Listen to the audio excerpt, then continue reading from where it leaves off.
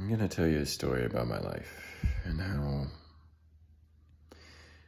characteristically the parallels have just grown more mature with almost a likeness to its origin.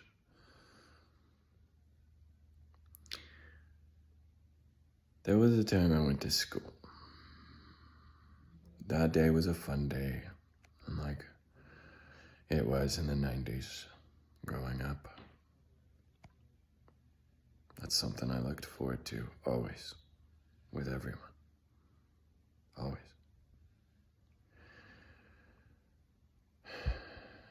I must have been in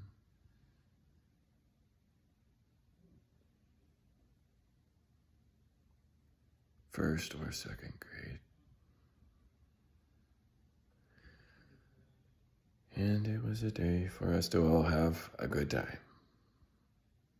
And fully prepared to do that, like most children would be, my poor family gave me the money, $5, which was a lot, to have fun the whole day, and I would have, had it made it with me. I kept that $5 with me. I put it in a safe place.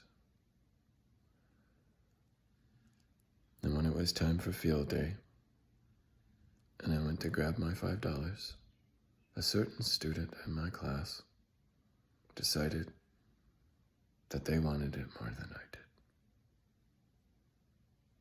did. I spent the majority of the day not knowing who did it.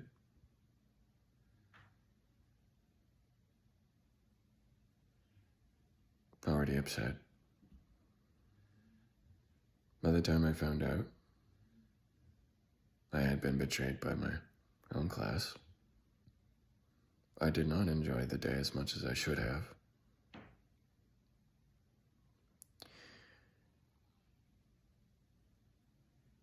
And I went home completely different because that had never happened to me yet. No one had ever taken anything from me. I didn't have to worry about those things. I came from the generation that was able to leave doors open because we didn't have to worry about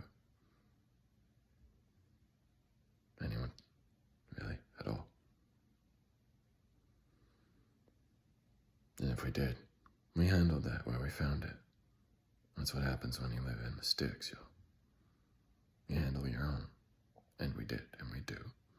And that was mutual respect. You didn't go into anyone's yard unless you knew them. Because you knew if you did that, you might not come back with a clean pair of shorts if it was hot that day. Or you might, depending on how we feel and how serious it is.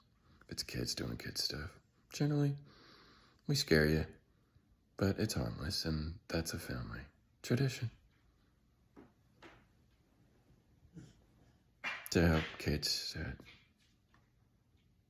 don't have as much, because why I found gratitude for my story is, looking back, I was asking a bit too much from the wounded, for them to feel sorry now. So to that person, you are free as well, because the story is a parallel. Where we find it, that's how I found it. If you're done with your story now, it's because you still had to go home that night, like I did. I still had to wake up tomorrow, like I did. I still had to become the man I am today. And I am. Doing what I did just now. It's never too late to heal a situation with perfect understanding. That is true compassion. So if we could explain these things to others like that, I believe we could get back to leaving the doors open and not worry about who's walking in, because we got it, and that's how we found it. Compassion. We understand. We really, really do. So, If we could, in honor of my last video, it was a bit harsh. You don't have to. Be silent. I like our words too. So I'm gonna name it Trunk of the Tree, Part 2, in honor of that. Please honor them both together equally. There's a message there for you. Just because you didn't find them together today doesn't mean it's not my truth. Just because they're in different time zones from different days and a different voice too, because the river changes entirely with its motion. Never the same. Some man stepped into the river thinking that. Stepped out of the river knowing that. And came back never the same. Though it was at the same place. It's not.